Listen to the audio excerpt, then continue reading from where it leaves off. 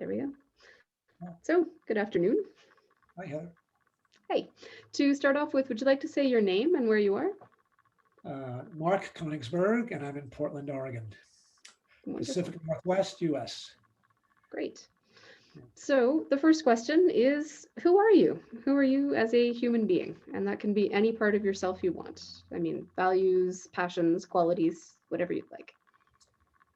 Well, it's the simplest of all questions and also the most complex. So I'll start and we'll see where we go here. Um, well, I'm a person who is always on the move. And I think by that I mean that I'm always interested in learning. I'm always interested in what's next. Um, I've never wanted anybody to put me in a box or give me a label or put a tag on me as a way of, oh, Mark is this or Mark is that. Um, and I think that I've always been interested in growing and learning and stretching myself in all conceivable ways. So that's a short answer. Hmm, Yeah. okay. And now you're in a box with a label on it. This is I'm interesting. right. Right. Hmm. Okay. So, what would you say are some core values that you hold in yourself or in your life?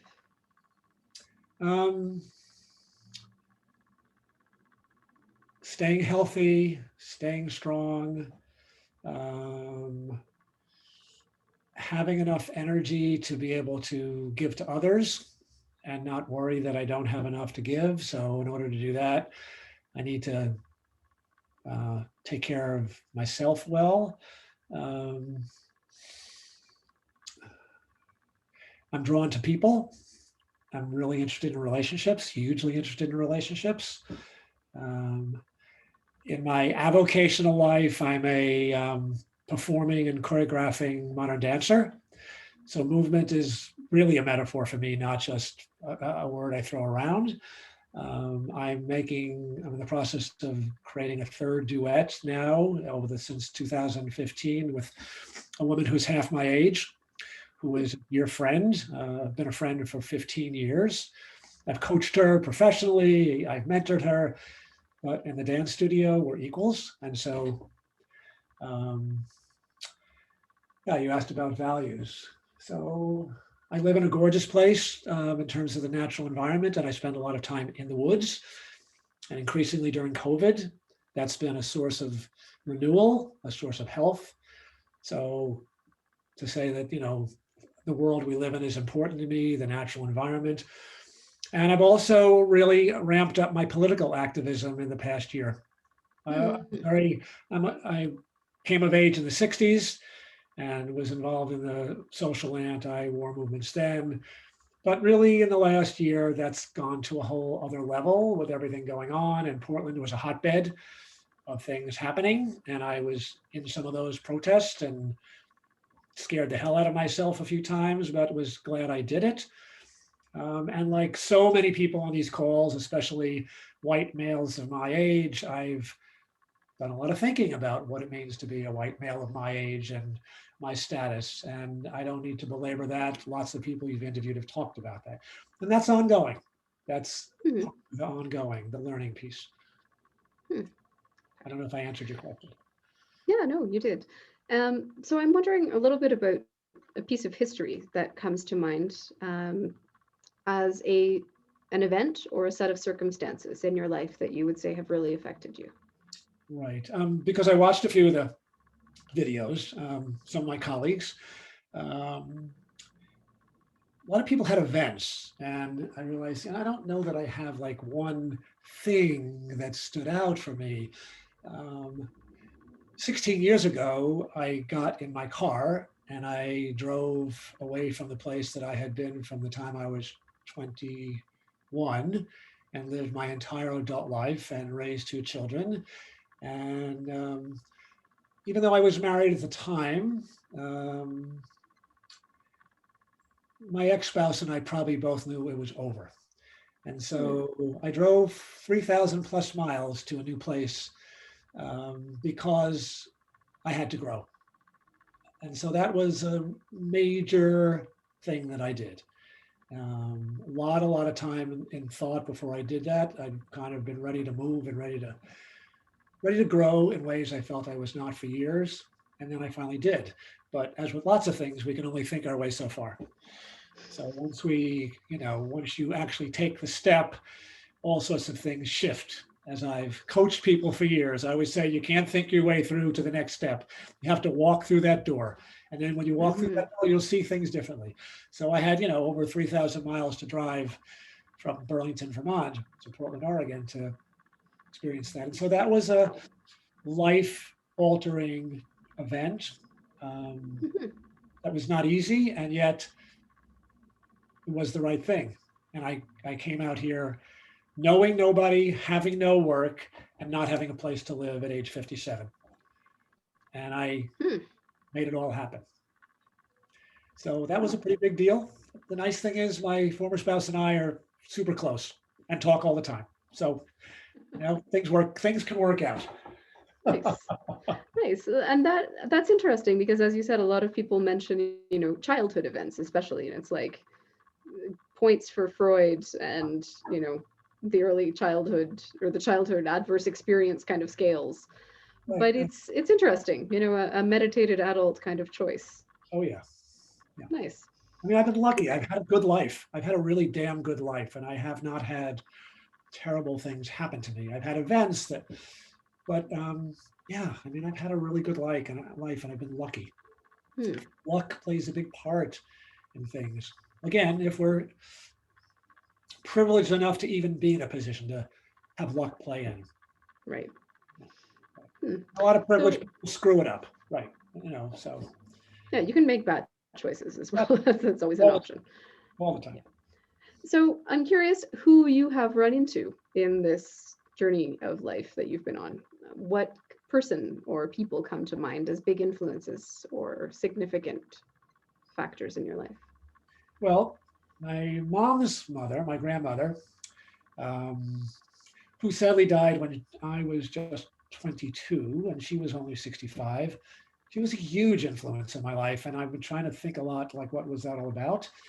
And I mostly just think that I was the eldest grandchild, so that was an honored place. Um, and I think she just believed in me so much that no matter what was going on, you know, I was always good with her. And being a kid of the 60s, I had major battles with my parents, lots of slamming the phone down, not talking, you name it. And my grandmother was always there for me. So she was just a powerful force. Um, my mom is 94. She's kind of in the home stretch, but for all the times that we fought, my mother was a very strong, amazing life force. And up until about a year ago when dementia started to get her, but a woman who would get out of bed in the morning and put one foot in front of the other and just get on with life and didn't complain and just did shit and didn't intellectualize about stuff, not a deep thinker at all, but somebody who embodied an energetic life force that I know I have. And so clearly my mom, and then a name that you've heard a lot, which is Sonia Nevis. Hmm. That name more than once. I know that, and Yes. you're probably keep hearing it. And so I didn't meet Sonia until I was um, like 55.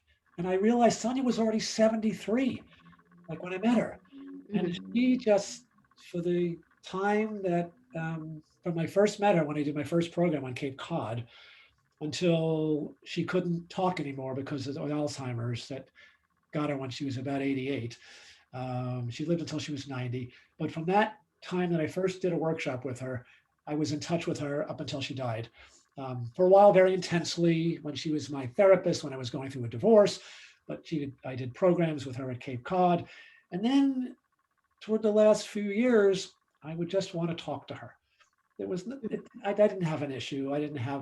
Didn't quote need coaching at that point. I mean, it was mostly I just wanted to talk to this woman because things would come out of her mouth, um, unlike things that I ever heard come out of anybody else's mouth. And I know people have said to you, well, Sonia said this to me. Well, I have my list of things that Sonia said to me.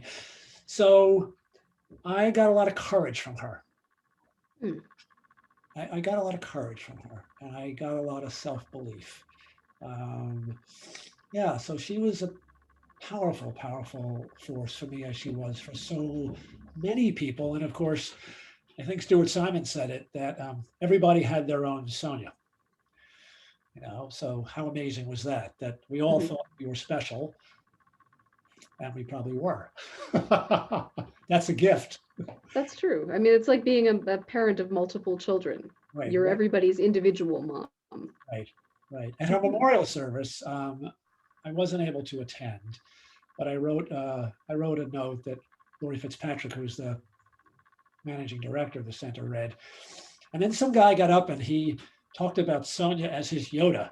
And I thought, hell no, that's the way I've referred to her. Of course, I never told her that, Oh, but that was what I always thought of her. So I thought, okay, there we go. hmm. That's fine. Yeah, so certainly three very different but very strong women Mm. had major influence. So how have you come to understand yourself? And you said you don't want to get, too far into sort of the more overspoken parts of this, but how have you come to understand yourself within your gender or as a man over these years? I don't know. I mean, um, I said earlier that I've never defined myself like in a box per se. So I'm Hmm. 72, right? And I've got more gray hair than I ever had. But people still don't think I'm 72, partly because I have good genes and I may not look it, and but mostly because I'm really youthful energetically. And most of my friends are half my age. So my clients these days, I coach mostly entrepreneurs, people who are self-starters, a lot of get up and go. And so I've been coaching entrepreneurs for probably most of my time in coaching, which is 25 years now. Hmm. Um, you know, fast moving, dynamic organizations, a lot in the brand marketing sector and the so-called creative sector. So I work with a lot of creative types. And I'm in a dance community, and I'm like the village elder, except for our teacher who's my age, but he can't move that well anymore. So we take classes with this guy, but his body's let him down. So my dance friends are in their 30s and in their early 40s, and most of them are women. So what have I done? I taught school in my 20s, elementary school, mostly women. I've been in the dance world since I was 25, mostly women. I'm in the coaching world when I got in it, mostly women. And most of my good friends are females. So I don't know. I mean, I'm not that. Um, but I don't know. The idea of gender, it's not one Hmm. that's occupied my brain a lot. Um, Okay. thought much more about the idea of privilege and being white, Hmm. and what the hell that means and how I've participated or not participated knowingly or unknowingly in stupid things in the past. But gender, not so much. I just don't overthink that. We'll worry about it. And my friends, I should say, like a lot of my female friends are pretty damn tough in your face women. And so they set me straight if I need setting straight. Yeah, right. And they have permission to do that. I don't think they need it. They probably don't need it, but they have it. Hmm. Okay. So, what would you say about how you've come to understand this power and privilege in your life? Um, on very basic levels, just the family that I was born into and um, that we never wanted for anything. And just the assumptions that I would be able to go to a good school or if I could get in and that my life would work out. Now, of course, that's not, I've had to work it out. But the assumption was that, you know, you're going to be okay. You're surrounded by love, you have means, um, and life doesn't have to be hard. Now, I should say that I'm Jewish, and so I'm not religious. In fact, I'm probably a Jewish atheist, but I'm very Jewish in terms of my being in the world. And Being Jewish, I've always been conscious of being somewhat of an outsider. Um, yeah, always felt like a little bit of I'm an outsider. Like I went to Penn State and I roomed with a guy who'd never met a Jewish person before. Never. Came from a small town in central Pennsylvania. I met a guy who honestly grew up hearing Jewish people had horns. This was 1966. So, and I have not experienced a lot of anti-Semitism, but some, things said off the cuff, maybe not off the cuff. Um, and we live in a Christian country. And I've always been aware of that. I mean, Christmas for me was never a benign event. It was always something that other people did and I didn't do, and I didn't care about doing it. But I always felt like the whole holiday season was something that I had to like slalom my way through. And a couple of times I've been out of the country, and that's been lovely to feel like it's not in my face. And I'll say this, and that the cross for me for a long time was not a neutral symbol. It wasn't like a peace symbol, or it wasn't like in a statue of the Buddha. The cross represented, a lot of murder and mayhem at the expense of my people. Well, it gets carried into war for, That's right. centuries. History. I know the history of the Jewish people. I've done Yeah. copious reading. So, there's always been that little bit of an outsider. And even the work that I do now, in this work, you're not of the client. You're not of the client. You have to maintain, you have to maintain a distance and a certain, so I could build intimate relationships with work people and get to know them on a personal level and have these experiences with them. But then at some point, the work is going to come to an end and may never see them again. Or may never, so that's something I say to young people all the time who are going into this profession. If you're going to work for yourself, you have to have an appetite to be on the outside. And if you're not comfortable with that, it's the wrong work for you. So I do have that sense of outsiderness. And that's okay, because I always have marched to the beat of my own drummer, and I still do. And so your question about how do I understand white privilege and my privilege, it's a work in progress, but I try to really be aware of who I am and how I show up, and increasingly what comes out of my mouth, increasingly what words I may use, or what assumptions I may have that younger people don't have, that are cultural based, or right. I mean, like even jokes. So I've expressions, let's say expressions. So with my clients, do you know the expression? 9 times out of 10, they don't. They don't know the expression because they didn't grow up with it. Right. Why would they? So again, I try not to carry any of this stuff as a burden, because I don't need it to be a burden. I know life's tough enough now, living this way, but I try to keep all my antenna out, and I'm interested in learning. So, yeah. So switching up a little bit, how did you come into Gestalt? Ever since I was in my 20s, people always said to me, Mark, I take you out to lunch and pick your brain. And I never made any meaning of that. I like to get lunch. So, and then in the 90s, I was working as a director of sales and marketing in an organization. And I was very interested in how this organization was growing very rapidly, and how the culture evolved, and how people learned, and how the organization responded.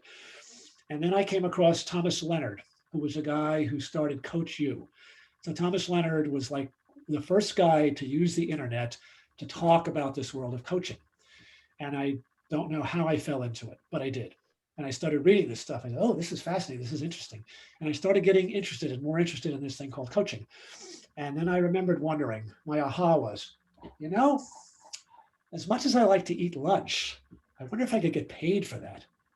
I literally had that crazy thought. And then I kept doing more reading. And I was coming to the tail end. It was 6 years of my work with this organization, and I was ready to move on. And I wanted to do this work. I'd been a teacher for 7 years, so I knew, I liked teaching. I was good with people. I knew I was an entrepreneur. I knew I had energy. I could create work. And I just decided I was going to be a coach. And so I walked away from my job and called myself a coach and managed to pick up like some little baby clients. And I fell in with a group of people in New England who had come out of the outward bound world, and they were doing experiential learning, and they were going into corporations. And this was the 90s. Corporations were spending a fortune on all this experiential stuff. And I met a guy there, and he said, come tag along with us. You'll like this. So I started tagging along with this group of men and women and watching what they did. And the next thing I knew, I was leading workshops. I didn't know anything. I was flying by the seat of my pants and learning about feedback training and conflict resolution and all this stuff. And they liked me because I was used to being up in front of a room as a teacher, but they really liked me that I was a marketer. And most of them didn't like to sell. So I was good at doing that part. And I did I did the kind of the circuit, the team building circuit for a while. And at the same time, I was building a practice in Burlington with coaching. And then at some point I said, I'm flying by the seat of my pants. I need to learn something. My instincts are good.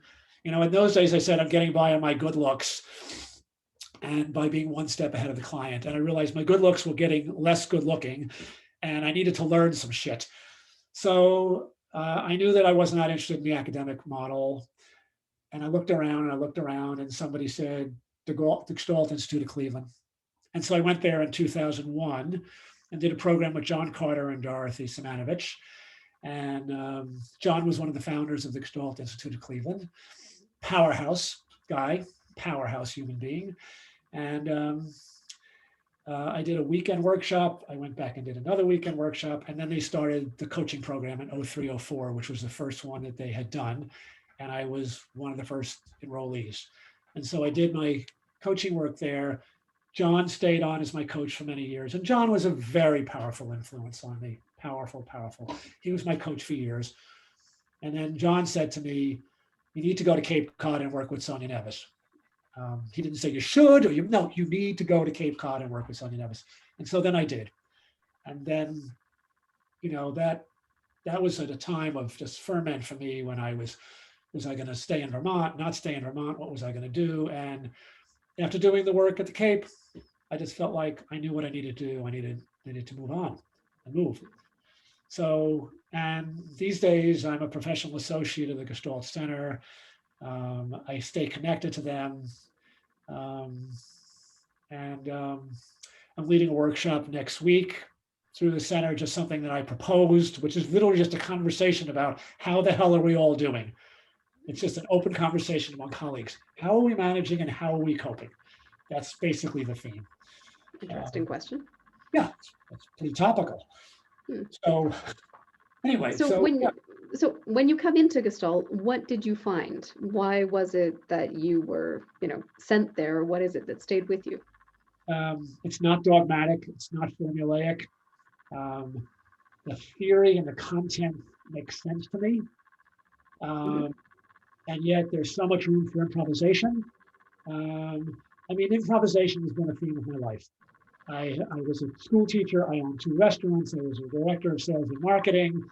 All did those.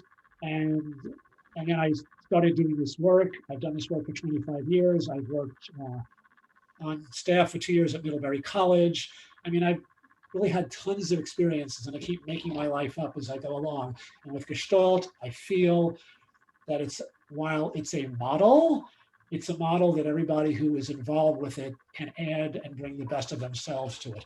So right now, I'm reading no fewer than, Gestalt Practice by Marianne Rainey and Irv Polster, who's 98, right? His book, he wrote a book at 98, seriously. And 4 other books. I'm reading them all at the same time because I'm trying to cram this stuff into my brain because I'm not with colleagues. So for me, it's just this wild learning soup and stew that I can immerse myself in. And I've been able to find my footing in a way that's not John Carter's and not Sonia Nevis and not anybody else's, but unique to me, while at the same time still learning from those masters. I feel like I have so much to learn still, and so many ways that I can get better and grow with it. But Gestalt for me is just like, it's just an open, wondrous field. It's like a dance studio with a great floor and beautiful lighting. And there's a lot of metaphors for me in my work and my movement as a dancer. So much metaphor involved, right? You're doing a dance with clients, right? Yep, that's a very popular one these days. Yeah, I know. And I've been using it for a long time. I'm sure. And I actually know what the hell that means to say that. Yes, you actually do dance with the person, unlike most of us. Yeah. That's right. Fine. Yeah. So how has all of this Gestalt in particular affected you as a person? I mean, I'm sure there comes a point where you can't really separate, this does that, but what would you say has been, the effect or the impact of Gestalt on your life? That's a really good question. I don't know, Heather, because it feels like, do you know Philip Pullman's books, his Dark Materials? No. Oh, they're wonderful. Okay. You're 11-year-old. So the quick concept of the book is that human beings have daemons, and daemons are animals who embody their physical, a part of that human being, like their spirit and their soul. But the animal talks to the person and the person talks to the animal. So they have a relationship. And so the worst thing that can happen is a human being is separated from their daemon. Like that's, yeah, in fact, so that's like the worst thing that can happen. Exactly. In fact, I think I look at all the people buying dogs these days and I think, oh, that's their daemon, right? So for me, Gestalt is like that daemon for me. And I could try to parse out, what was your question? How it's affected you. Yeah, I mean, I think it's just enlivened me, and it's given me, so I think here's how I'll answer this. I think what Sonia was doing near the end of her life for the last many years was she was less interested in teaching people theory and content. And I think what she was interested in doing was teaching people how to be in the world, which really, I think, meant how to be in relationship with self and how to be in relationship with others. I think that became her work. And I feel like that's what I want my work to be now. And I think that's what my work is. So even though in my work with clients, some of it's very strategic and they use me as a thinking partner, and I design workshops, at its heart, what I'm most interested in doing is helping people understand how to be in this world as fully fledged and fully grown humans. And I feel like that is the gift from Gestalt that keeps giving in terms of how I try to carry myself into the world and how I try to be with people. So how I try to be with my dance friends and how I try to be with my friends, and to some degree, how I try to be with my children, even though they can make that challenging, but still, how I try to, I have two boys who are 43 and 37, and I'm an easy target for them. But that's okay. I don't mind. There's worse things than when your kids love you enough that they make fun of you. So, right. So I think that for me, it's just given me a way to be in the world, embodied, and carry myself through this world we're living in. It's a filter. It's a context. And also, I like the fact that there is an intellectual grounding with it. It's not gobbledygook. There's real, and going back many, many years. And people, I can't read, the intellectual, like the Gestalt Review, I have my latest copy. I can't get through some of those things. They're way too heady for me. But it's okay. I can take what I take and make it mine. And that's the only thing that matters, that we make it our own, right? Okay. And so this being in the world with others, would you say that you feel like you're part of a Gestalt community? Is that also a significant place in your life? Or does that mean anything to you? It means something to me, but on a day-to-day basis, it's not that manifest. I mean, yes, I have a relationship with the center, but I haven't been there in 3 years. and it's at the other end of the country. And right, so for me to go there means a lot. Um, I have Gestalt colleagues who are around the world that I have some touch with, but it's not like folks, there's a crew in Portland, Maine, and there's a crew in Philadelphia, and there's a crew around the Cape, and these people are teaching together, and I'm not on faculty. Mhm. That was a decision I could have decided I really want to be on faculty. It wasn't that important for me to do that. So I do feel a sense of the Gestalt world, and it's part of the larger context, but it's not for me so much day to day, if that makes sense. Yeah, it's kind of like that comfortable outsider position. Right, right. Okay. Hmm. So what kind of challenges have you run up against, particularly in Gestalt? And I mean, that can be clinically in terms of teaching clients, training, whatever, or if there's a significant challenge that you'd rather talk about in another aspect of your life, that's fine. So like professionally challenged? Just whatever comes up as a challenge. Um, I think, at 72 and working with clients who are in their 30s, mid 30s, there's the whole piece about being relevant. And I think that we kid ourselves if we think that's not important. And I'm not going to kid myself. So I'm pretty damn savvy on the internet, but I'm way less interested in social media and stuff than clients half my age are, and I'm way less facile. And I don't always know the language. And and I think one of the truest things about getting older is that you never want to look ridiculous. One does not ever want to look ridiculous. So with my dance friends, I have an agreement. The agreement is that they will come and tap me on the shoulder when it's time for me to stop.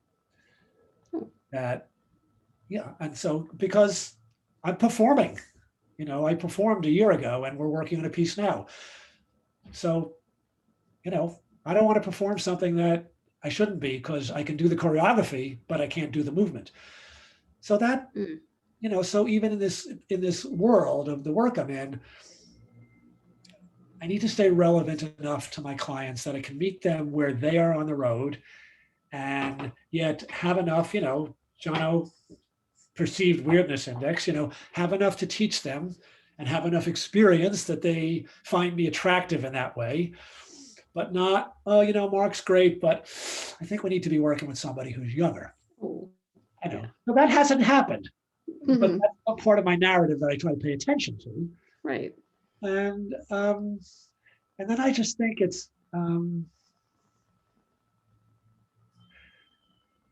Sonia used to say, I remember I said to her once in some frustration, I said, Sonia, how do I get masterful at this stuff?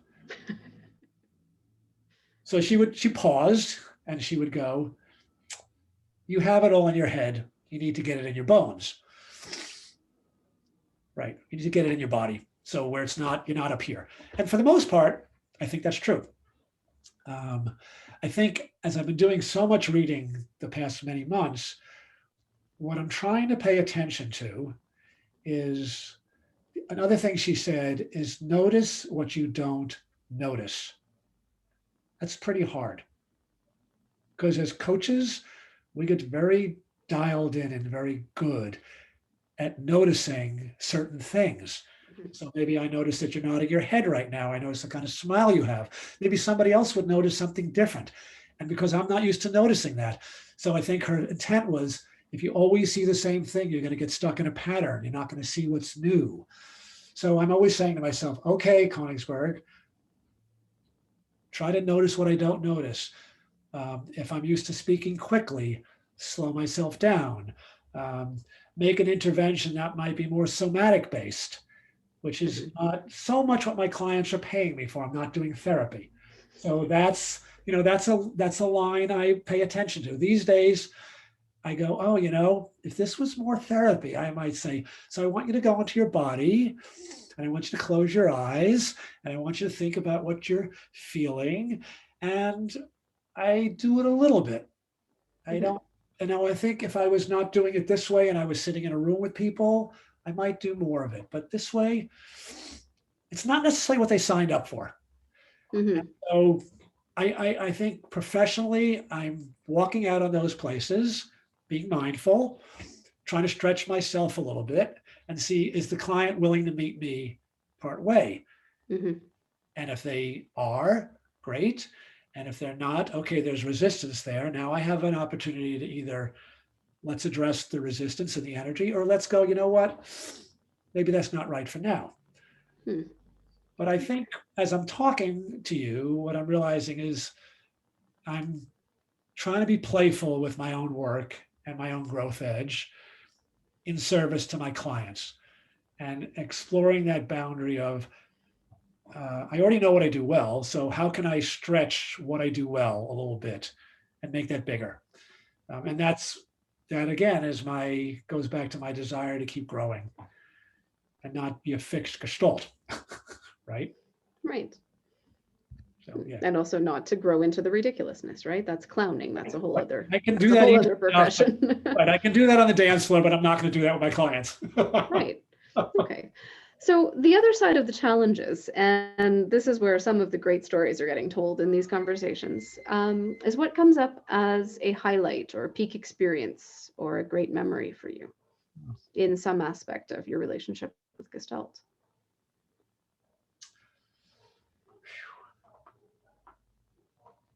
I don't know. That goes back Hmm. to like the significant event. Like, Yeah. I mean, you did say you had a lot of Sonia stories. I don't know if there's anything there, but that's not your dog. no, that's the plantain truck going by. I told you, you could buy everything known to man. These are camotes and plantains Need outside some now. brake fluid. I don't It's a steam know. whistle, actually. Yeah, I don't know that there's an event. I mean, Sonia said a lot of things to me that stayed with me. She said to me once, I was going through a very hard divorce. I'd been married for 35 years. I was married when I was 23. Um, and I was beginning to date. And I didn't know anything about dating. What do you know about dating when you're 57 years old? Nothing. And you've been married for 35 years. I kept looking for like the idiot's book to dating. Um, but she said to me once, Mark, don't be careless with your life. I don't know exactly what the specifics were, but boy, did that ever stay with me um, at the time. And yeah, it just stayed with me. Okay. I don't, and again, I don't remember what I may have said or what I might have done. So that was something she said that stayed with me. Another thing she said to me that stayed with me was, I remember I used the expression, "Oh, I'm not that kind of person. I'm not the kind of person who would do that." And I absolutely am not the kind of person who would do that. Another pause. Whenever there was a pause, I kind of knew I was in trouble. And she said two things. Oh, um, it sounds like you have a lot of judgment about some things. That was thing one. And then the second thing was, that's a very self-limiting statement. I.e., how do you know what you'll do or not do in the next 5 years? So, Mhm. Heather, trust me, those words have not issued forth from my mouth since that time. Never say never, right? But, right, never say never, never be so sure. And I have had to, and I have found ways of talking to clients about that. Hmm. I'm really not answering your question. I think I'm just boring when it comes to this notion of like one major life event or one thing that somebody said or a significant, I don't know, I've had a million significant experiences, but none of them are like popping up. They're all on the ground. That's fine. I mean, these are all very Gestalt questions, and some of them don't pop, and that's No, fine. I no, can just put it back in the microwave. I will say something that's not Gestalt, which was Okay. um, so I retired from dance when I was 40. I was running a restaurant. I had kids. I was done. Right. I was done. And then I moved here. And 2 years after coming here, I got the itch. And I was 57 years old. And I didn't know if I could still do this stuff anymore. And I wandered into a class and I started taking class. And and I was having fun and I was learning. And then I got to perform in a couple of pieces that other people did. I was always a good soldier. And then I remember doing a piece back in 2012, and I came out of that piece and I got a lot of good feedback. And I said, wow, I'd like to do my own movement. Something I never thought I would ever do. I'd like to do my own movement. I want to dance what's my movement and not some other person's movement. And so I enlisted Sada on a project to create a dance. And I'd never done any choreography in my life. And she had barely done choreography.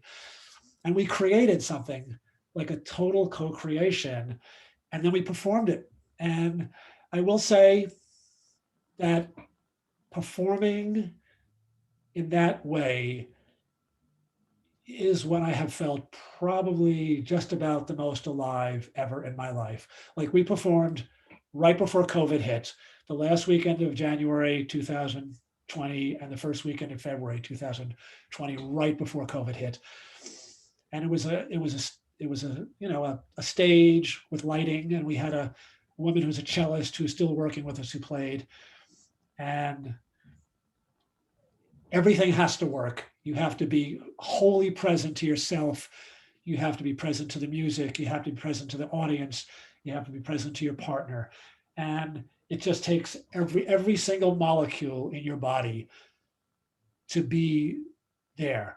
And when we finished, I remember thinking, I'm not sure I can feel any more alive than I feel right now, which, I'm not a professional dancer. I never have been. I never made my living, but I understand how people who perform theater, music, dance, voice for a living, how that is for them,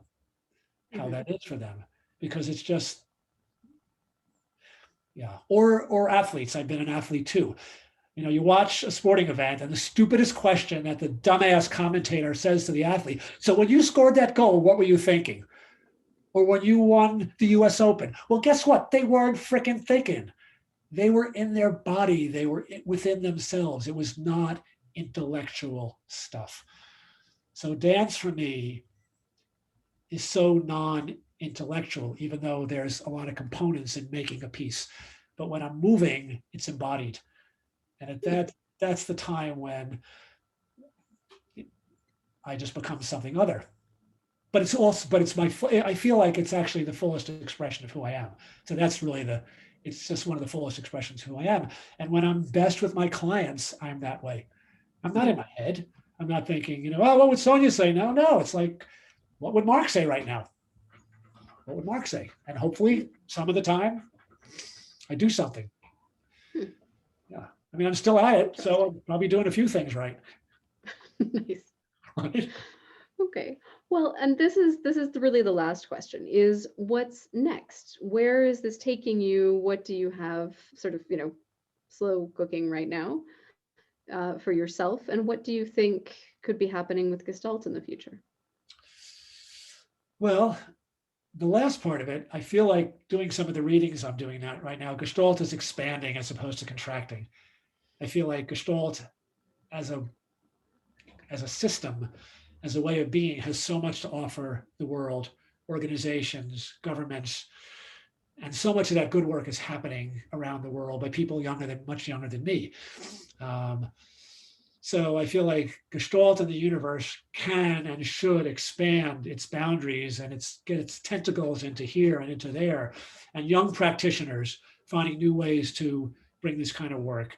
So I think, again, based on the stuff I'm reading and even on this project you're doing, I feel like Gestalt is alive and well and flexing its muscles, as it damn well should. For me, I'm trying to get smarter. I'm trying to challenge myself and expand my work. Obviously, as a sole practitioner, I'm only as good as the fact that I can have clients. And that is always a question mark. Can I get clients? So I don't know. If you work for yourself, you have to hustle. So I'm continuing to do that. I've noticed that. But, I don't love that. I've noticed that. Right. And, therapists are all booked to the nines right now. Coaches and OD consultants are not so much, because there's no budgets and there's no money and the economy is bad.